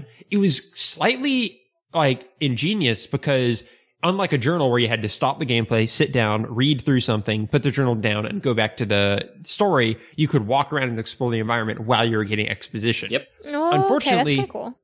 Yeah. Unfortunately, people thought this was so cool that everyone started doing it. And so just dumber and dumber audio logs have been popping up. Like, why are you recording this? Like, this makes no cohesive sense with the story. And they're just So, yeah. bad quality, too. Exactly. So Yeah. Okay. It's kind of That's like a unfortunate. trope. Yeah. Well, okay. So this is actually 50-50. Because specifically with BioShock, I thought they were done incredibly well. Yes. But they were also kind of some of the first. Yes. And as time went on, they are absolutely terrible. Yes. I just don't care anymore. I hate Diablo 3s. Yeah, I skipped most of them. Some of them were actually kind of funny, but... I mean, as much as I love Deckard's Kane voice, just hearing him say, like, the bandits are evil people who rob things. I was like, okay, I don't really need you to tell me about this, Deckard Kane. And there's no heart. And then he's just like, stay a while and listen. Yeah. And I'm like, no. Now, see, it's weird, though, because audio, not necessarily audio logs, but found items in the world are all that Dark Souls and those games use to tell their story, and it's a wonderful story, and I love it. There's not really audio logs. Yeah, though, but like, I mean, it's completely, sense. like, to use a completely unrelated term, found footage, if you will. Yeah. And I think... I totally get how you're 50-50 here. Is it seems like what you actually do is you hate when audio logs are used lazily. yes. Like, but that would be too obvious of an opinion. Like, I hate it when writers do lazy things. I mean, That's unpopular. I love a good found footage film, and almost everyone I ask hates them. They seem cool to me. I haven't really seen many. I don't know. Chronicle is amazing, so maybe that's just me. But again, I love superhero movies, except Captain America. Yep. All right, so my next faux opinion here. I think Terminator 2 is the worst Terminator movie. False. Are you just trying to Please Dan don't Reichert be me? true. Or Jeff Gerstmann me? Or whatever? Wait. Have you even seen either of them? I can't tell you. False. False. It is false. I have not seen a second of any Terminator. Yeah, exactly. I take that back. I've seen like 3 seconds of Terminator 2. No, I've seen no Terminator you have movies. not seen a second. Ha ha ha. Yeah. No. Oh, I've not seen the second Terminator movie. I heard. I have not seen a second of any Terminator movie. I'm like, there was only one series. All right, okay. Parker, back to you. That one was really easy. Okay. I find that stories set in modern times have difficulty holding my interest, and therefore modern settings are dull and uninteresting. That was a lot of caveats, but true. Yeah, it's a lot of how it was put seems like it could have been false, like Yeah, the inference that I do not into them, thus I think they were dull. But I still think it's true, and it's also the opposite of Abigail. Yeah, I find that unless there's something really interesting going on with the characters, a modern setting just kind of ruins it for me. I mean, it's not like I won't read books set in our time or like a contemporary modern world. It's just, if I'm going to sit down and devote myself to something, I want it to have some kind of fantastical bent to it. Like, that's why another I love world to sci-fi explore and learn and about. fantasy so much. I guess it's just escapism. Yeah, That's a really popular opinion among avid readers, I would find. Which is funny because I'm not an avid reader. You're not. Well, it's an even more popular opinion among video game like people gamers. really into RPGs and that sort of thing. Yeah. But yeah, I was very much in that same camp, and I'm still largely in that camp. It's what I really grew up on. I've lately found modern settings more compelling than I did before, but as we talked about in our last episode about high fantasy, there's still something very near and dear to me about, exploring that other world. Oh, yeah. I think that's the whole perspective of how important this setting is to you. Because as from what I found in like modern settings and whatnot, the setting has nothing to do with the story. The setting is just there and it's all about the characters. But in something like that, it's a little bit more of that escapism. It's kind of exploring a new world, learning new things. And it's similar to what we talked about in the high fantasy episode. Yeah. Of wanting to be in the world because, oh, cool, this is really cool, let's explore this, as opposed to just, hey, let's tell a great story with cool characters. Mm-hmm. Yeah, so absolutely. It's just a different. It's definitely a different style of consuming. Can I add something on? No, because this actually goes back to my Tom Clancy as my favorite author focus. Because I remember thinking about like genres that I did not like, and espionage is one of them. Yeah, because I really want to like espionage movies, like, the Bourne Identity, and books like, whatever Tom Clancy wrote. Nothing came to mind. Hunt for Blue October. Yeah, the Hunt for Purple October. But I always find myself getting so bored and so bogged down with all of the politics and just real world stuff that I can't stay. We need fake politics, what? darn it. Yeah. We need the dwarves arguing with the elves Oh, even that should- gets boring. But about land rights. What? How could that get boring? game all the time. That's Yeah, true. That's a good point. We need the Solarians arguing with the... How about the humans arguing with the dwarves because they want to mine the mountains?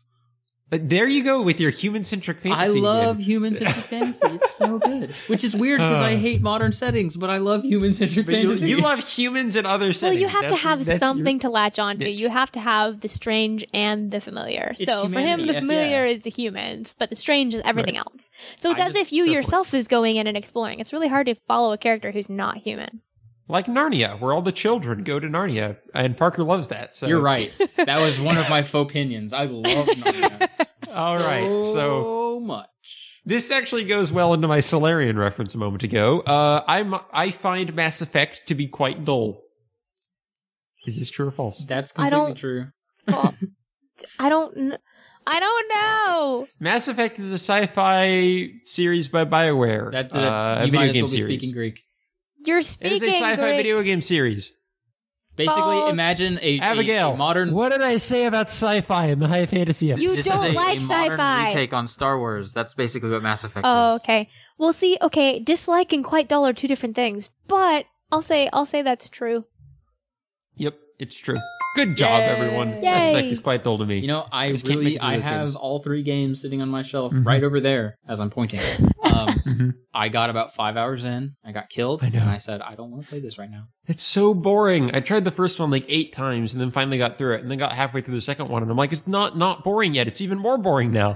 I don't think know it's why I funny find that those you games started so the dull. second game after not liking the first one. I kind of like the first one. Then I like the second one less than the Oh, first okay. one. I'm like, darn it. I thought this was going to get better. It just ruined your but taste yeah. for them. I found in the first one, it was just a little bit too like, Did you? dull and spaced out. Yeah. Like the characters were all very unrelatable and just Robotic? boring. What? Robotic? I thought you said Hold on. erotic. Yeah. I'm like, what? Erotic. It just ruined the series for you. I mean, they were always Robotic. like catcalling and just hitting on each other all the time. Commander Shepard is Granted, just that so would attractive. ruin the series for me, but that wasn't the reason. I do actually hear that a lot of people prefer femshep over manshep. Yeah, I need. Oh my gosh, the Shepherd voice acting was just the worst. Just like, what can I do for you? Yes. Okay, let's go stop them. I need It alcohol was really to fuel bad. my power cells. Oh gosh. But yeah, the next one, my problem was kind of the opposite, where the characters were almost felt kind of like stereotypes and kind of cardboard cutouty. There didn't seem like much depth to them, and they're almost trying to be like too, what would you say, like too bouncy and interesting. And it was just kind of none of them felt real. So what you're They all saying is felt that like- BioWare is a bad developer. No, I'm saying I like all their other games. But yeah, I just couldn't really get into the Mass Effect series, and so that's a pretty unpopular opinion as well, because most people are like, Mass Effect 2, best RPG of the generation, best game ever, shut up. Okay, I And have I'm a like, question. How do you feel about BioWare's storytelling? Because I don't think it's all that great. I think they write really great casts of characters in a lot of their games, particularly Knights of the Old Republic and Dragon Age. Uh-huh. I think their broader plots are often pretty formulaic and lacking. All of their games have the exact same plot. There is one game that did. What is that? Have you played Dragon Age 2? I have not, but we've gone over why I can't play Dragon Age, so should we go over That's that fair. on podcasts so that people can get We don't need to go over that. I have gone over Dragon Age 2, though, and the reason it's interesting is the game takes place over, I think, like 3 years, and all takes place in one city. That's cool. And follows your very personal, like, journey through that city. So it's not just, you need to do the 4 things to save the world, which is what every other BioWare plot is. Oh, yeah. But it's like a really personal and specific journey about your character living in this city over a long period of time. And it's a much more compelling narrative for that reason. I agree that typically BioWare's plots are really boring, though. We have to assemble a team to do a job. Yes, they're basically heists, but with like dwarves and stuff. That sounds like an amazing game. Why wasn't Dragon Age that good? Oh my gosh.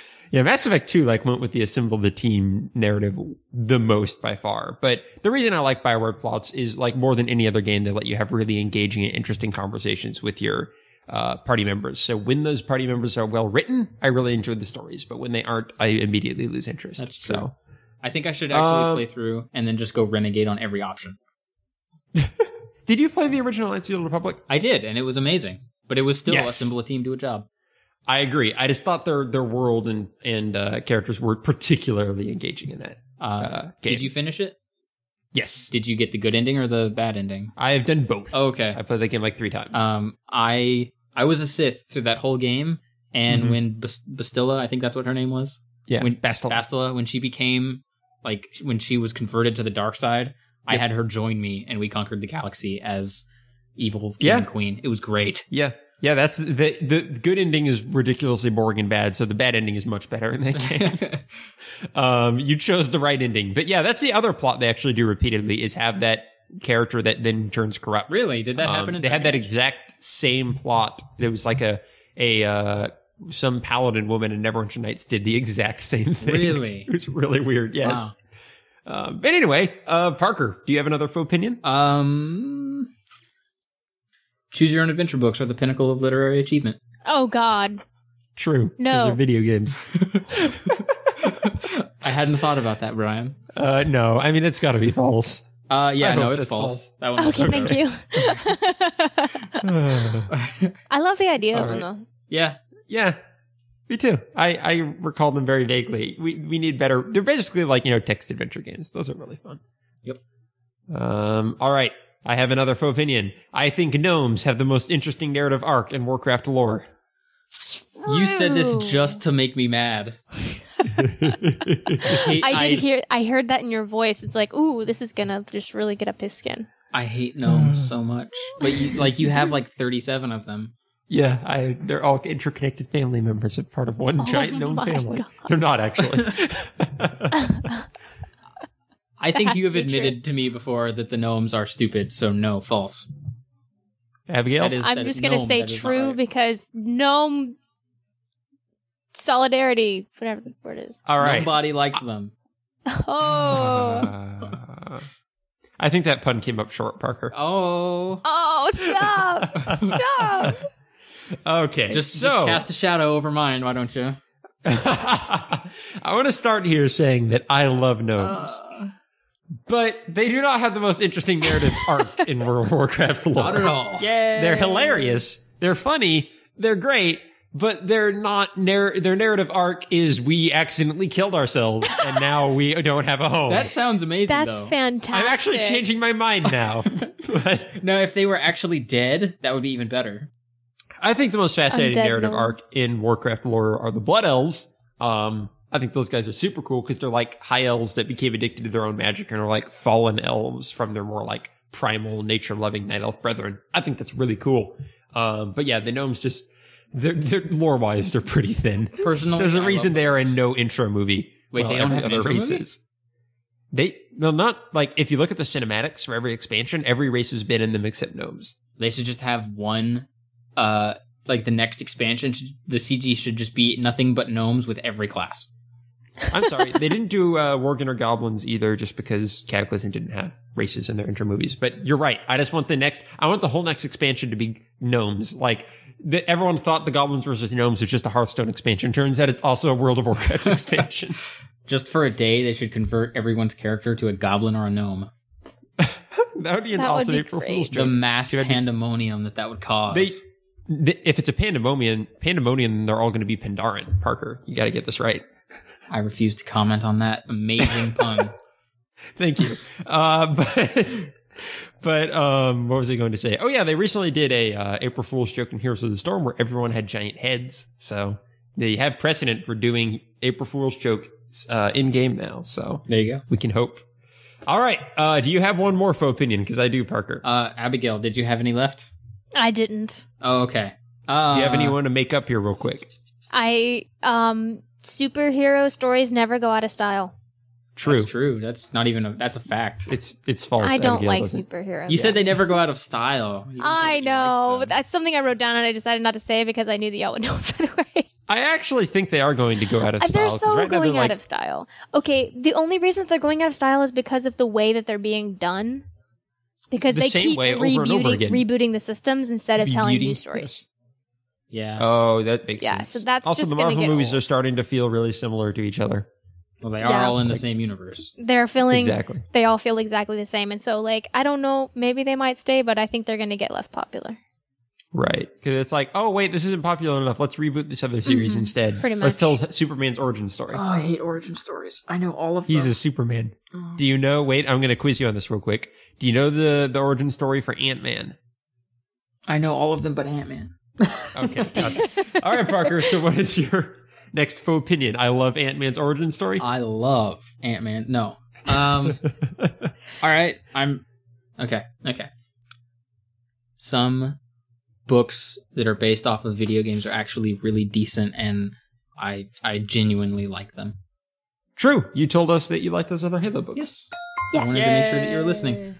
Probably my favorite series was called The Sin War, but I'm not going to tell you what game that was based off of because I want you to actually read it at some point. Gosh, so I'm going to read it to find out. I'm just going to read up until the point that it says Mario. Yes, Mario the Sin War. Mario, the Sin War. No, it's in the title. You would know. Okay, gotcha. There was a Dragon Age book. Never read it. There were Myst books that I never read. I missed but those. Michael loved those. Ooh, good one. Yeah, I would love to try those. They're riveting. Jeez. You really missed moving that on. one. What's your last opinion, You're just doing Bryan? the same one now, Parker. I exile you from puns. Stop. Your exile misses? Misses? I've just had a revelation. We need to move on to the end of ages. All right, so I have one faux opinion left. I like Frozen. True. That's completely false. You hate Frozen. Parker is correct. I've seen the light in this podcast. Man. Finally having to change my mind. Frozen is the worst movie ever made. I wouldn't go that far. Yeah, What it's is not the with worst ever movies made. that are about like ice and snow? We've got Winter Soldier, we've got Frozen, just so down on them. Narnia. Yeah, there you go. Narnia, The Thing. Hey, that movie's Day After incredible. Tomorrow. I haven't I seen don't know. it. It's so good. All right. But yes, we need to close this podcast out. That was super fun. It was. Thank you both for joining me. Yeah, we ran super long this time. We did. I think it was I think it's worthwhile, because though. Parker. I'll just cut out all the parts where Abigail's talking. Oh, thanks. You two know that you like to talk, and you know. you just psh, I whatever. talk the most. Somehow It's it fine. became a video game podcast at some point. That always happens. at That some really point. does Like, almost every time. Oh, okay. if you get like me and Steven or Cameron in the same podcast, it's going to turn pretty into funny. video games. Okay, at some sometime point, we're gonna do one with like you, me, and Ariel, and then it's gonna just turn into a Doctor Who podcast. No, and we're going to talk about the Elder Scrolls for half of the time. No, My Little Pony. Yeah, there you go. The narrative There's an arc of unpopular Fluttershy opinion. was very impressive. She became less shy. I actually don't know what. I need to rainbow dash out of here if we're talking about this. Oh, Twilight Sparkle became like princess though at some point of the whole kingdom. I think. All I know is that Zach and Cameron were super excited about some wedding going on in My Little Pony, and I don't. That was the wedding recall- between the So- princess and someone. Was that the else. red wedding? Are there? I don't know.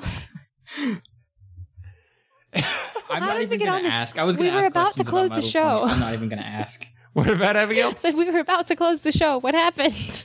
It's me doing an outro is what happened. Oh, that's right. You do suck at those. Oh, burned. Oh, I prefer to think that I create new discussion where there was none. But all right, Abigail, we'll go with your reading of my talents. That's fine. All right. So thank you everyone for joining us. You can find us on Twitter at Third Person Show. You can email us and tell us how bad I am at doing outros at thirdpersonshow@gmail.com. And I will be legitimately really excited if someone sends me an email about that, and I will read it on the show next week. Even if it's you from can me? find us- even if it's from you. I'll email you. You're going to get a couple. You can find us on YouTube at Third Person, a storytelling podcast. And we are a part of the Whales Are Whales Productions Network. You can find other awesome shows like this with other awesome people like us at whalesorewhales.com. If you want to find us personally on Twitter, I am Lord Meldor. Parker is Tactical Truth TG. The TG stands for... Texan Gamer, because Tactical Truth was taken by me. There you go. And Abigail is not the Thinky Reader, which is freaking me out. I'm learning everything. He finally got it learned- right, and I changed it. Right, so she is aimless hyperbole. No! Stop! I was actually going to try for that, but the E just won't fit. Yep. Aimless So hyperbole. Hyperball. she is Abigail _ Inslee, which is END Sley. So The it's a weird way to spell it's the Abigail, but what the heck? Well, the only proper spelling of Endsley. Is there another one? There's one without the D. Oh, really? Is there one with an IE at the end? There's one with an L-I, like, E-G-H. Oh no.